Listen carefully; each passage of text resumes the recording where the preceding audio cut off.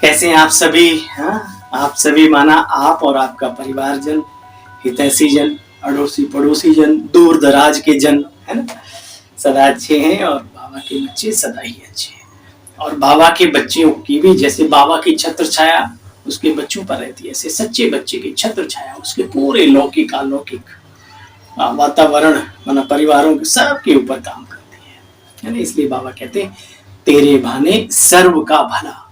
चढ़ती कला वालों की ये स्थिति का गायन है। तो चढ़ती कला वाले बहनों भाइयों, आइए आज सुनते हैं बाबा क्या हमें शिक्षाओं से श्रृंगार रहे हैं। आज की मूल्य में 10 जुलाई 2025 के महावाक्य हैं। मीठे बच्चे देही अभिमान छोड़ देही अभिमानी बनो।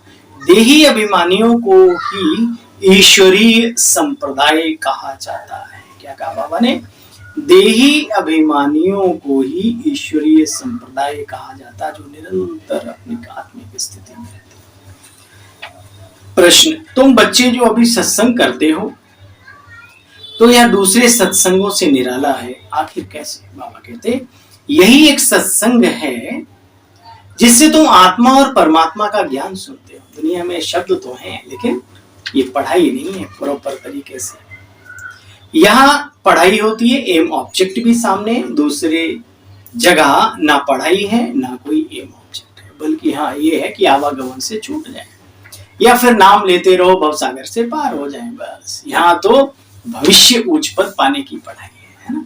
गाते थे मानुक्ति के देवता करत न लागी बार, नर ऐसी करनी करे नारायण कहलाए, नारी ऐसी करनी करे श्री लक्ष्मी बन जाए। लेकिन वो क्या करनी है, कब होती है, कब लक्ष्मी बन सकती है, ये सारा का सारा बाबा के बनने के बाद ये पट जो है ना, खोपड़ी के घूंघट के पट खोल रे तो पिया मिलेंगे, तो ये पट खुल जाते हैं, है ना। ओम शांति।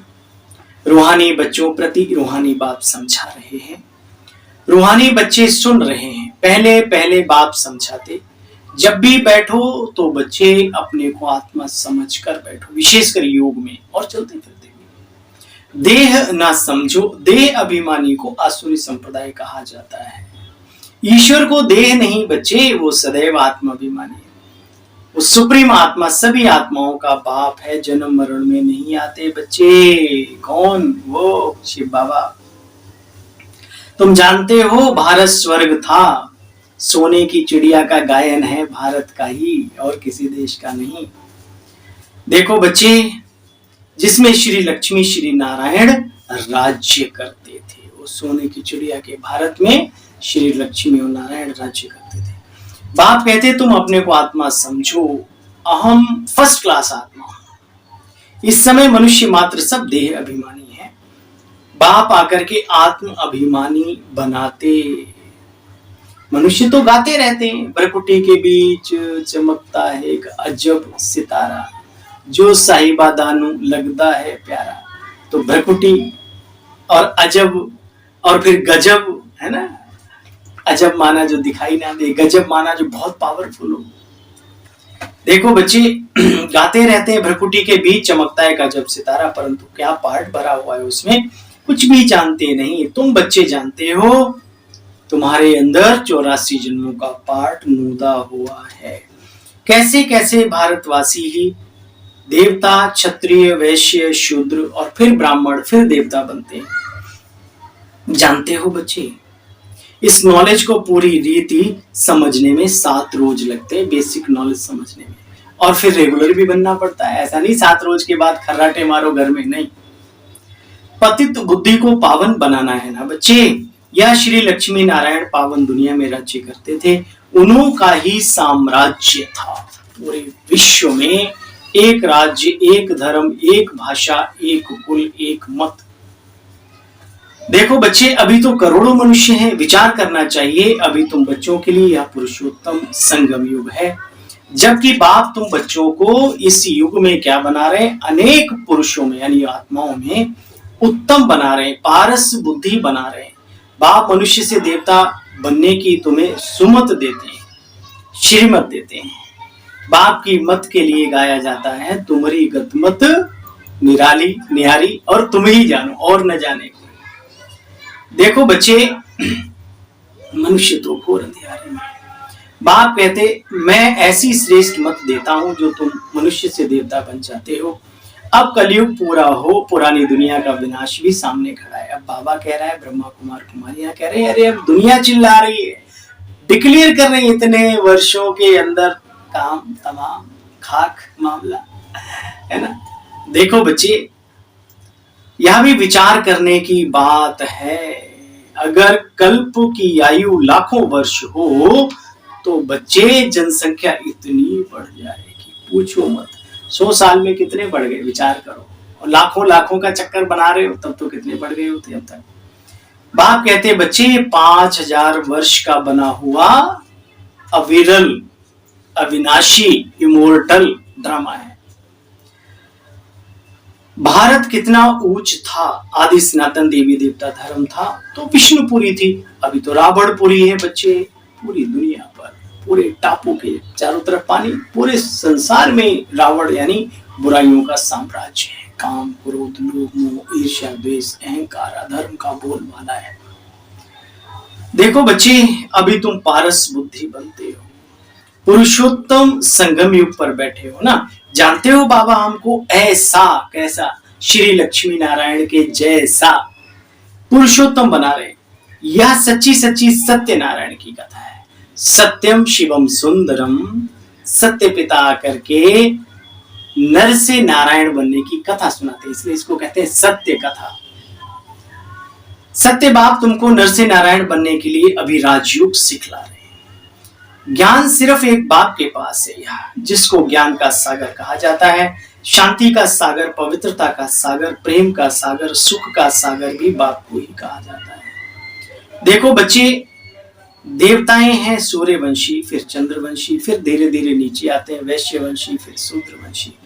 हम सो सोहम का अर्थ भी तुम बच्चे ही जानते हो। हम आत्मा सो परमात्मा कहना बिल्कुल रॉन्ग है, वेरी रॉन्ग है भाई, 100% रॉन्ग है। आत्मा परमात्मा कह, आत्मा भी अजर अमर अविनाशी सत्ता है, परमात्मा भी अजर अमर अविनाशी सत्ता है। तो एक कैसे वो चटनी बन जाएगी क्या, उसमें नमक तेल पानी डाल के, चीनी घोल के पानी में शरबत बनाते हो। अरे भाई, आत्मा की अजरता अमरता अलग है, कर्मों के लेखे जोखे। ईश्वर एक है, आत्माएं अनेक है ना। हाँ, स्वरूप एक है, जैसे बाप और बच्चों का होता है, लेकिन बाप बाप होता है, बच्चे बच्चे होते हैं। शक्ल मिलने से क्या होता है ना। शकल भी मिले, गुड़ भी मिले तो भी एक तो नहीं कहलाएंगे। बाबा कहते बच्चे, इन बातों का भी तुम बच्चे जानते हो।